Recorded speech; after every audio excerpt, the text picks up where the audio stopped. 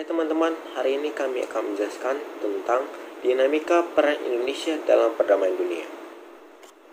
Salah satu tujuan bangsa Indonesia yang tercantum pada pembukaan Undang-Undang Dasar tahun 1945 di alinea yang keempat, yaitu membuat perdamaian dunia. Nah, untuk mewujudkan cita-cita itu, kita yang perlu namanya hubungan internasional. Lalu timbullah pertanyaan, apa itu sih hubungan internasional? Nah, hubungan internasional merupakan interaksi manusia antar negara bangsa yang ada di dunia, baik secara individual maupun kelompok. Interaksi yang dilakukan pun beragam, tetapi pada umumnya berupa kerjasama dalam suatu bidang, seperti bidang ekonomi, bidang teknologi informasi, bidang militer, bidang sosial budaya, dan masih banyak lagi. Hubungan internasional merupakan hal yang sangat penting bagi setiap negara-negara yang ada di dunia, termasuk negara kita yang tercinta, Indonesia. Setiap negara yang ada di dunia ini membutuhkan bantuan dan dukungan dari negara-negara lain, contohnya Indonesia. Pada masa sekarang sedang digiatkan pembangunan infrastruktur yang terfokus di bidang teknologi, yaitu dalam masa pembangunan era Pak Jokowi. Indonesia meminta bantuan dari negara lain seperti negara Jepang dan Cina karena bangsa kita ini belum mampu mandiri, terutama di bidang teknologi. Pembangunan hubungan internasional bangsa Indonesia ditujukan untuk peningkatan persahabatan dan kerjasama bilateral, regional, dan multilateral melalui berbagai macam forum seperti ASEAN dan PBB sesuai dengan kepentingan dan kemampuan nasional. Lalu dengan adanya hubungan internasional dapat meningkatkan perdamaian internasional dan menjaga kedaulatan sebuah negara. Tiap negara mempunyai kebijakan politiknya masing-masing. Pergaulan kebijakan internasional tersebut disebut politik luar negeri. Bentuk kerjasama dan perjanjian internasional merupakan perwujudan dari politik luar negeri. Politik luar negeri memberikan corak atau warna tersendiri suatu negara. Politik Indonesia terdapat pada alinea keempat pembukaan Undang-Undang Dasar Negara Republik Indonesia tahun 1945. Pada awal pendirian Negara Republik Indonesia, kita dihadapkan situasi dunia yang dikuasai dua kekuatan negara, blok barat yang mengusung ideologi liberal dan blok timur yang mengusung ideologi komunis, akibat dari Perang Dunia II. Walaupun usia Indonesia masih muda, dalam kondisi tersebut, sikap bangsa Indonesia tertuang dalam rumusan politik luar negeri Indonesia. Pendirian politik luar negeri Indonesia disampaikan oleh Insinyur Soekarno sebagai Presiden dan Dr. Andes Muhammad Hatta sebagai Wakil Presiden pada tanggal 2 September 1948 di hadapan Badan Pekerja Komite Nasional Pusat. Politik luar negeri Indonesia bersifat bebas aktif. Pendirian yang diambil oleh Indonesia tidak ingin terjebak dalam kepentingan dua blok tersebut. Dalam kondisi tersebut, Dr. Andes Muhammad Hatta menyampaikan pidatonya dengan judul Mendayung Antara Dua Karang, yang dirumuskan kembali secara eksplisit sebagai prinsip bebas aktif. Dengan sifat politik tersebut, Indonesia selalu menitik beratkan pada peran atau kontribusi yang dapat diberikan oleh bangsa Indonesia bagi kemajuan peradaban dan perdamaian manusia. Hal ini dapat dilihat dari berbagai peristiwa yang menggambarkan bentuk kerjasama yang dikembangkan bangsa Indonesia. Pertama, Indonesia menjadi anggota Perserikatan Bangsa-Bangsa yang ke-60 pada tanggal 8 September 1950. Indonesia pernah keluar dari keanggotaan pada tanggal 7 Januari 1965 sebagai bentuk protes atas diterimanya Malaysia menjadi anggota tidak tetap Dewan Keamanan PBB. Kemudian masuk kembali pada tanggal 8 September 1966 dan tetap sebagai anggota yang ke-60. Kedua, memprakarsai penyelenggaraan Konferensi Asia Afrika atau KE pada tahun 1955 yang melahirkan semangat dan solidaritas negara-negara Asia Afrika yang melahirkan Dasar Bandung. Ketiga, keaktifan Indonesia sebagai salah satu pendiri gerakan non-blok atau GNB pada tahun 1961. Pada tahun 1992 dalam konferensi negara-negara non-blok yang berlangsung di Jakarta, Indonesia ditunjuk menjadi ketua GNB. Keempat, terlibat langsung dalam misi perdamaian Dewan Keamanan PBB dengan mengirimkan pasukan Garuda ke negara-negara yang dilanda konflik. Pada tahun 2007, Indonesia ditetapkan menjadi anggota tidak tetap Dewan Keamanan PBB. 5. Indonesia menjadi salah satu pendiri ASEAN dan Sekretariat Jenderal ASEAN berada di Jakarta. Keenam, ikut serta dalam peserta olahraga internasional seperti SEA Games, Asian Games, Olimpiade, dan sebagainya. Ketujuh, Indonesia aktif dalam berbagai organisasi seperti OKI, OPEC, dan EPEC. Kedelapan, menyelenggarakan hubungan diplomatik dengan berbagai negara yang ditandai dengan pertukaran perwakilan diplomatik dengan negara yang bersangkutan. Indonesia sudah menjalin kerjasama bilateral dengan 162 negara. B. Peran Indonesia dalam perdamaian dunia melalui organisasi internasional. Yang pertama, PBB. Secara resmi Indonesia masuk PBB sejak tanggal 28 September 1950 sebagai anggota ke-60. Namun Indonesia sempat keluar PBB pada 7 Januari 1965 sebagai bentuk protes karena Malaysia diangkat menjadi anggota tidak tetap Dewan Pertahanan atau Keamanan PBB. Indonesia kembali bergabung PBB pada 28 September 1966. Peran Indonesia dalam PBB antara lain membantu mendamaikan konflik dan memberi bantuan kemanusiaan di berbagai negara. Yang kedua, ASEAN. Organisasi ini berdiri pada 9 Agustus 1967 di Bangkok, Thailand. Hingga saat ini, anggota ASEAN terdiri dari 10 negara yang saling mengadakan kerjasama dalam berbagai sektor bidang. Peran Indonesia dalam organisasi ini sangat penting, karena Indonesia termasuk 5 negara pelopor ASEAN. Kerjasama terkini dan yang paling terkenal adalah MEA, atau Masyarakat Ekonomi ASEAN, pada bidang ekonomi. Yang ketiga adalah GNB. GNB didirikan pada tahun 1961 saat dunia terbelah menjadi 2 blok, yaitu blok barat Amerika Serikat dan blok timur Uni Soviet. Indonesia sangat berperan aktif dalam membantu dalam pembentukan GNB pada 1961. Bahkan pada tahun 1922 Indonesia menjadi ketua gerakan non-blok dalam konferensi negara-negara yang diselenggarakan di Jakarta. Perjanjian internasional. A. Pengertian. Hubungan internasional merupakan hubungan antar negara, pada dasarnya adalah hubungan hukum. Dalam hubungan internasional telah melahirkan hak dan kewajiban antar subjek hukum atau negara yang saling berhubungan. Menurut pasal 38 ayat 1 Statuta Mahkamah Internasional, perjanjian internasional merupakan sumber utama dari sumber-sumber hukum internasional lainnya. Beberapa pengertian yang dikemukakan oleh para ahli. 1.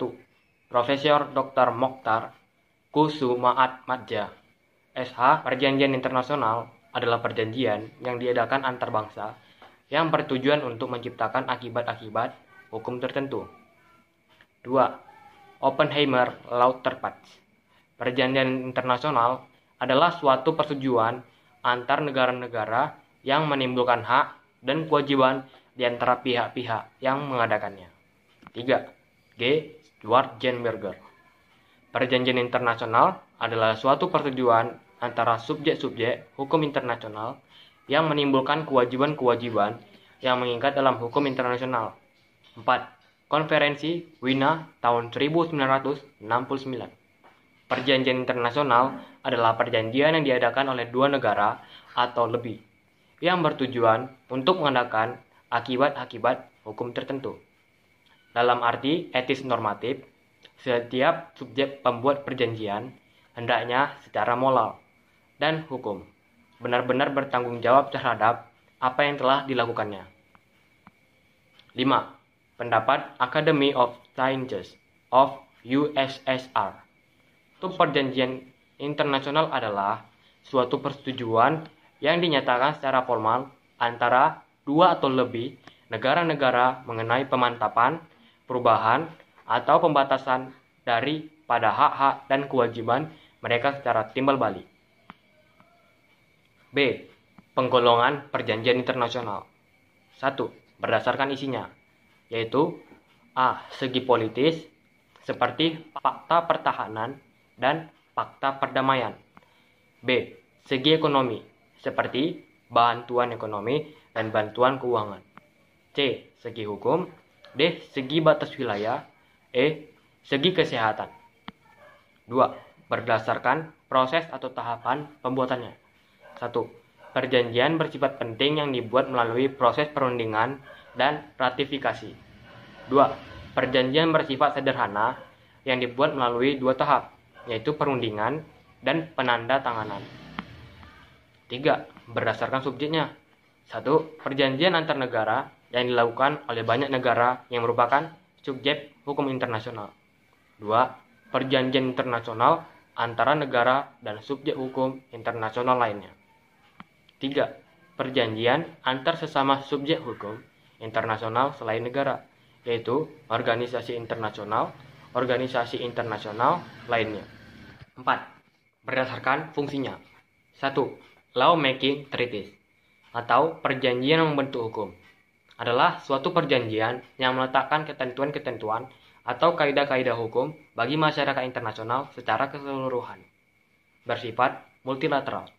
2. Treaty contract atau perjanjian yang bersifat khusus adalah perjanjian yang menimbulkan hak dan kewajiban yang hanya mengikat bagi negara-negara yang mengadakan perjanjian saja. Atau perjanjian bilateral. C. Istilah-istilah lain perjanjian internasional. 1. Traktat, yaitu perjanjian yang paling formal yang merupakan persetujuan dari dua negara atau lebih. Keterangannya, perjanjian ini khusus mencakup bidang politik dan bidang ekonomi. 2. Konvensi, yaitu persetujuan formal yang bersifat multilateral dan tidak berurusan dengan kebijaksanaan tingkat tinggi. Keterangannya, persetujuan ini harus dilegalisasi oleh wakil-wakil berkuasa penuh. 3. Protokol, yaitu persetujuan yang tidak resmi dan pada umumnya tidak dibuat oleh kepala negara. 4. Persetujuan atau agreement, yaitu perjanjian yang bersifat teknis atau administrasi. Keterangannya, agreement tidak diratifikasi karena sifatnya tidak seresmi traktat atau konvensi. 5. Perikatan, yaitu istilah yang digunakan untuk transaksi-transaksi yang bersifat sementara. Keterangannya, perikatan ini tidak seresmi traktat dan konvensi. 6. Proses verbal, yaitu catatan-catatan atau kesimpulan konferensi diplomatik atau suatu pemufakatan. Keterangannya, proses verbal tidak diratifikasi. 7. Piagam, yaitu himpunan peraturan yang ditetapkan oleh persetujuan internasional baik mengenai pekerjaan maupun kesatuan tertentu seperti pengawasan internasional yang mencakup tentang minyak atau mengenai lapangan kerja, lembaga-lembaga internasional. Keterangannya, piagam itu dapat digunakan sebagai alat tambahan untuk pelaksanaan suatu konvensi. 8. Deklarasi, yaitu perjanjian internasional yang berbentuk traktat dan dokumen tidak resmi. Deklarasi sebagai traktat bila menerangkan suatu judul dari batang tubuh ketentuan traktat dan sebagai dokumen tidak resmi apabila merupakan lampiran pada traktat atau konvensi. Keterangannya, deklarasi sebagai persetujuan tidak resmi bila mengatur hal-hal yang kurang penting. 9. Modus vivendi, yaitu dokumen untuk mencatat persetujuan internasional yang bersifat sementara sampai berhasil diwujudkan perjumpaan yang lebih permanen, terinci, dan sistematis. 10. Pertukaran nota, yaitu metode yang tidak resmi tetapi akhir-akhir ini banyak digunakan. Biasanya pertukaran nota dilakukan oleh wakil-wakil militer dan negara serta dapat bersifat multilateral. Keterangannya, akibat pertukaran nota ini timbul kewajiban yang menyangkut mereka. 11. Ketentuan penutup, yaitu ringkasan hasil konvensi yang menyebutkan negara peserta, nama utusan yang turut diundang, serta masalah yang disetujui konferensi dan tidak memerlukan ratifikasi. 12. Ketentuan umum, yaitu traktat yang dapat bersifat resmi dan tidak resmi.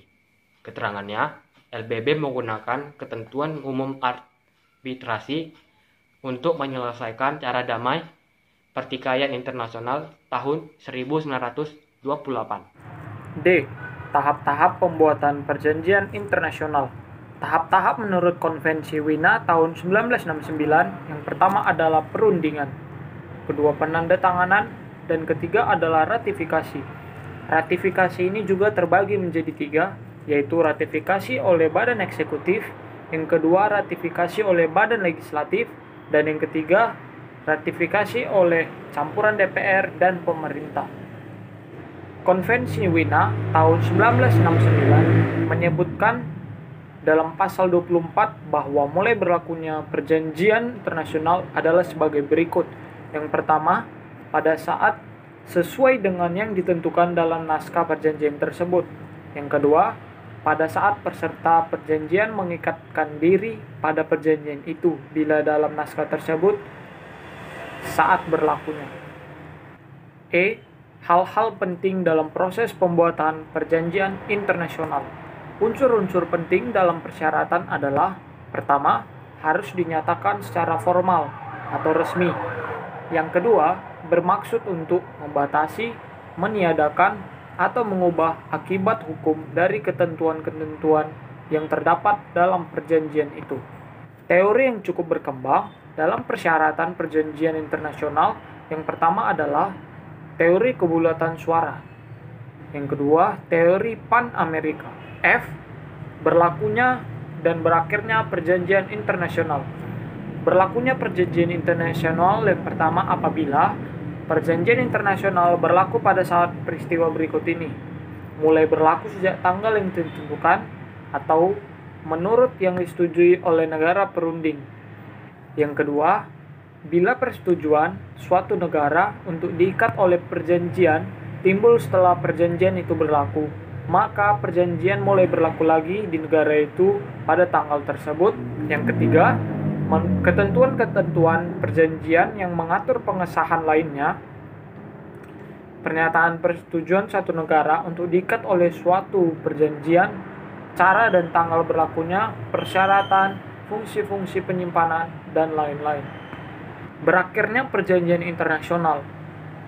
Profesor Dr. Mokhtar Kusumadja, sarjana hukum, mengatakan bahwa suatu perjanjian berakhir karena yang pertama, telah tercapai tujuan dari perjanjian internasional itu. Yang kedua, masa berlaku perjanjian internasional itu sudah habis. Yang ketiga, salah satu pihak peserta perjanjian menghilang atau punahnya objek perjanjian itu. Yang keempat, adanya persetujuan dari peserta-peserta untuk mengakhiri perjanjian itu. Yang kelima, adanya perjanjian baru antara peserta yang kemudian meniadakan perjanjian yang terdahulu. Yang keenam, syarat-syarat tentang pengakhiran perjanjian sesuai dengan ketentuan perjanjian itu pula. Yang ketujuh, perjanjian secara sepihak diakhiri oleh salah satu peserta dan pengakhiran itu diterima oleh pihak lain. Pelaksanaan perjanjian internasional. Pertama, ketaatan terhadap perjanjian itu dibagi menjadi 2, yaitu perjanjian harus dipatuhi. Yang kedua, kesadaran hukum nasional. Lalu, penerapan perjanjian itu dibagi menjadi 3. Yang pertama, daya berlaku surut. Yang kedua, wilayah penerapan. Yang ketiga, perjanjian penyusul. Selanjutnya, penafsiran ketentuan perjanjian dalam prakteknya dilakukan dengan menggunakan 3 metode. Metode yang pertama, metode dari aliran yang berpegang pada kehendak penyusun perjanjian dengan memanfaatkan pekerjaan persiapan. Yang kedua, metode dari aliran yang berpegang pada naskah perjanjian dengan penafsiran menurut ahli yang umum dari kosakatanya. Yang ketiga, metode dari aliran yang berpegang pada objek dan tujuan perjanjian. Lalu apa sih kedudukan negara yang bukan peserta? Negara bukan peserta pada hakikatnya tidak memiliki hak dan kewajiban untuk mematuhinya. Akan tetapi, bila perjanjian itu bersifat multilateral, PBB, atau objeknya besar, seperti contohnya terusan Suez, Panama, Selat Malaka, dan lain-lain, mereka juga dapat keterkaitan. Apabila negara tersebut menyatakan diri terikat dalam perjanjian itu, dan kedua, negara tersebut dikehendaki oleh para peserta. Mengenai pembatalan perjanjian internasional berdasarkan Konvensi Wina tahun 1969. Karena berbagai alasan, suatu perjanjian internasional dapat batal, antara lain, yang pertama, negara peserta atau wakil kuasa penuh melanggar ketentuan-ketentuan hukum nasionalnya. Yang kedua, adanya unsur kesalahan. Yang ketiga, adanya unsur penipuan. Yang keempat, terdapat penyalahgunaan atau kecurangan. Yang kelima, adanya unsur paksaan terhadap wakil suatu negara peserta. Yang selanjutnya, bertentangan dengan suatu kaidah dasar hukum internasional. Jenis-jenis perjanjian internasional. Perjanjian bilateral bersifat khusus dan tertutup. Ada beberapa contoh seperti perjanjian antara Republik Indonesia dengan RRC atau Republik Rakyat Cina pada tahun 1955 tentang penyelesaian dui kewarganegaraan. Perjanjian multilateral sering disebut sebagai lawmaking treaties karena biasanya mengatur hal-hal yang mengangkut kepentingan umum dan bersifat terbuka. Ada beberapa contoh. Yang pertama, Konvensi Jenewa pada tahun 1949 tentang perlindungan korban perang. Yang kedua, Konvensi Wina tahun 1961 tentang hubungan diplomatik.